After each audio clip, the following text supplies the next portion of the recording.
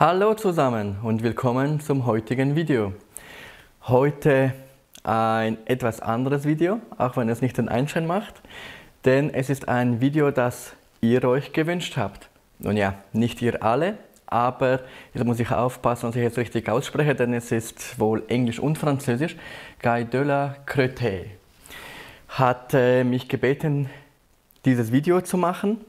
Und zwar hat er ein paar Fragen, wie er nun so eine Dometic CFX50 zum Beispiel, die ich bereits ja gereviewt habe und den Link ich euch oben rechts anzeigen werde, wie er diese an die Goal Zero Yeti Lithium anschließen soll. Nicht nur die 1000er, die ich hier habe, sondern die 1400er und auch 3000er sind ja alle grundsätzlich baugleich. Und ja, dieser Yeti hatte ich auch schon gereviewt. Den Link findet ihr auch oben rechts. Und ja, es ist gerade meine Mittagspause im Homeoffice und ich habe gedacht, stelle ich schnell alles auf und beantworte seine Fragen. Die da wären, wie anschließen, Wechselstrom oder 12 Volt Anschluss. Dann weiter, mit was für einer Akkulaufzeit kann man etwa rechnen? Und wie sieht es mit der Lautstärke aus? Nun, was die Lautstärke angeht, wie ihr seht, sitze ich sehr nah an der Kühlbox und der Kompressor ist auch gleich hier unten, wobei die Kühlbox hat einen Kompressor und einen doch sehr leisen Ventilator, um einfach die Luft besser zirkulieren zu lassen, um den Kompressor und den Radiator drin wahrscheinlich. Und ja, dann hört ihr auch gleich, wie laut das ist. Was mir aufgefallen ist, wenn sie mal anspringt, der Kompressor, klingt er etwas metallisch. Also man hört ihn etwas, aber so nach etwa 20-30 Sekunden habe ich das Gefühl, wird es etwas leiser. Also sprich, die tiefen Töne, die bleiben, die sind relativ dezent, aber die metallischen Töne, die hört man dann eben nicht mehr. Aber ich würde mit dem Kopf nicht gerade am Kompressor schlafen wollen, wenn ich ehrlich bin, da ich einen leichten Schlaf habe. Das heißt am besten irgendwo bei den Füßen in einem Van, die Kühlbox hinstellen, unter dem Bett, unter der Matratze, wie auch immer, wo aber trotzdem noch genügend Luft hinkommt oder genügend kühle Luft hinkommt und auf der anderen Seite eben den Kopf haben, damit man möglichst weit weg ist. Aber ihr werdet es hören. Nun zu zweit schon, so weit sind wir schon, zu der Anschlussart. Nun, der Wechselstrom, der ist natürlich super, wenn man zu Hause ist oder in einem Hotel oder sonst irgendwo und man die Kühlbox schon mal vorkühlen möchte. Denn man steckt den Stecker ein, schaltet die Kühlbox ein, lässt sie laufen für ein paar Stunden und dann ist sie wirklich schon gut durchgekühlt, so dass man doch auch wieder etwas Strom spart, als wenn man einfach alles reinpackt, im schlimmsten Fall noch warm, ins Auto nimmt oder in den Van, wie auch immer, anschließt und dann muss halt die Kühlbox recht arbeiten, um zuerst mal alles runterzukühlen. Und das verbraucht natürlich auch wieder Strom, der unterwegs sehr kostbar sein kann. Aber unterwegs würde ich diesen nicht benutzen, sondern einen 12 Volt Anschluss, vor allem im Zusammenhang mit der Yeti. Denn das Problem ist die Effizienz. Denn die Yeti, wie der Name schon sagt, meine jetzt zum Beispiel Yeti 1000 Lithium, basiert auf der Lithium-Technologie, die Akkus, sprich Gleichstrom. Wenn man nun Wechselstrom haben möchte, muss zuerst der eingebaute Inverter diesen umwandeln und da haben wir schon einen Verlust. Wie hoch dieser ist, sieht man, wenn ich diesen nur schon mal einschalte. Sehen wir hier den Output. Ja gut, 100 Watt, das ist nur damit wahrscheinlich der große Kondensator für die Spitzenleistung geladen wird. Und wir sehen aber, der Wechselstromausgang verbraucht schon mal im Leerlauf 7-8 Watt. Und das ist schon mal Energie, die einfach futsch ist. Und zwar nonstop, solange er eingeschaltet ist. Jetzt, wenn ich den ausschalte und die 12 Volt Ausgänge anschließe, sehen wir 0 Watt.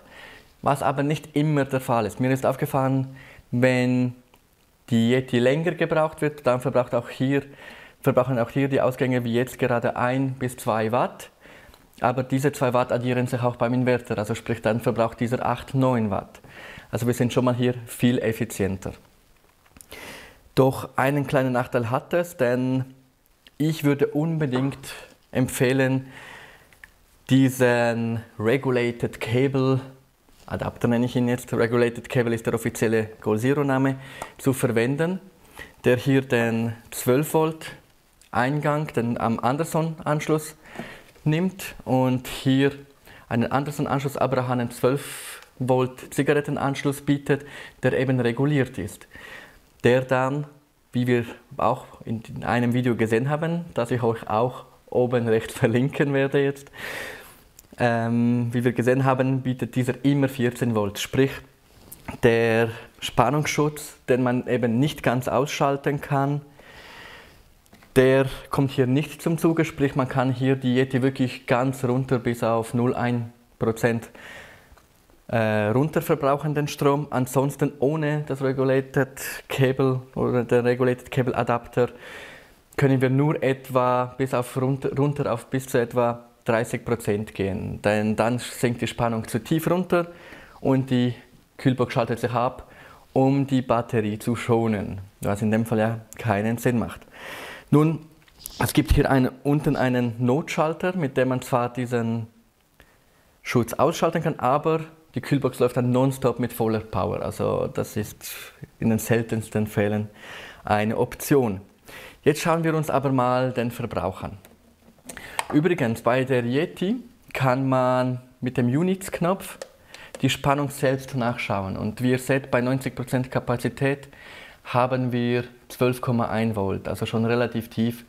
Und wie eben im letzten Video oder vorletzten Video von mir ihr gesehen habt, unter Last kann die Spannung schnell mal auf unter 10,5 Volt runtergehen und insgesamt unter 11, schon bei 60-65%. Darum unbedingt das hier mitbestellen. Doch nun den Stromverbrauch. Ich habe die Kühlbox schon etwas runtergekühlt. Schalten wir mal das Ganze ein. Sie sollte sich übrigens automatisch einschalten, wie ich gesehen habe. Jawohl, haben wir aktuell 8 Grad und sie springt schon ein, was eigentlich nicht schlecht ist. Sollte nicht so lange laufen. Ihr seht, die Spannung ist schon wieder runter. Und wenn ich auf die Wattzahl gehe, dann seht ihr, sind wir auf über 70 Watt. Und das ist doch nicht wenig, wobei ich habe das Gefühl, dass sie im Wechselstrombetrieb eine höhere Leistung aufnimmt als mit dem 12 Volt Anschluss. Ob sie dann effizienter kühlt oder nur die Elektronik so viel ineffizienter ist, kann ich euch aber leider nicht sagen. Aber wie ihr seht, das Ganze hat sich jetzt doch nun bei 65, 67 Watt eingependelt. So eine Kühlbox läuft ja nicht immer mit einem Kompressor, die läuft, sagen wir mal, wenn sie mal runtergekühlt ist, sagen wir mal 20, 30 Sekunden, dann läuft sie wieder 1-2 Minuten nicht, dann läuft sie wieder 15, 20 Sekunden, wie auch immer, sodass dieser Strom natürlich nicht nonstop anliegt. Und wenn ich jetzt mal die Temperatur auf 10 Grad einstelle, damit sie sich ausschaltet, sehen wir auch gleich den Strom im Leerlauf. So, der Kompressor hat sich ausgeschaltet, nicht mehr grün, die LED.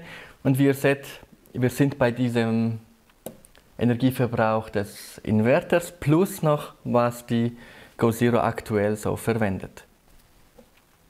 9, 10 Watt, auch im Leerlauf, nicht vergessen. Gut, jetzt schließe ich sie gleich am 12 Volt Ausgang an. Das schalten wir ab, legen auf die Seite. Ich nehme eben das Regulated Kabel. Ich habe übrigens den Batterieschutz im Moment auf die mittlere Stufe eingestellt. Und ich kann euch zeigen, es passiert nichts, außer dass die LED kurz orange blinkt. Das zeigt uns, dass eben der Spannungsschutz aktiv ist. Darum nehmen wir das raus, stecken dies rein, hier 14 Volt. Die Box schaltet sich ein. Und wie ihr wisst, hatten wir vorher einen Leerlaufverbrauch von 8, 9 Watt, meinte ich, waren es. Und wie ihr seht, haben wir aktuell 2, wobei diese 2 Watt, die hatten wir auch als ich die Box nicht angeschlossen hatte. Also sie ist leider ein bisschen warm, sie war vorher an der Sonne, aber ist ja kein Problem. Aber 2 zu 9 Watt ist natürlich ein großer Unterschied im Leerlauf. Und wenn ich nun die Temperatur wieder, sagen wir mal auf, ja, spielt ja keine Rolle, auf 5 Grad runterstelle, damit sie sich einschaltet. So, der Kompressor schaltet sich jetzt ein. Ihr hört ihn jetzt wahrscheinlich auch, weil wir so nah dran sind, ist ein halber Meter Abstand etwa. Und wie ihr seht, geht auch hier natürlich der Verbrauch hoch, aber schon mal nicht so hoch wie beim Wechselstromanschluss, denn wir sind aktuell bei 56 Watt. 55, warten wir einen Augenblick, ob auch hier die Aufnahme etwas runtergeht, wie beim Wechselstrom.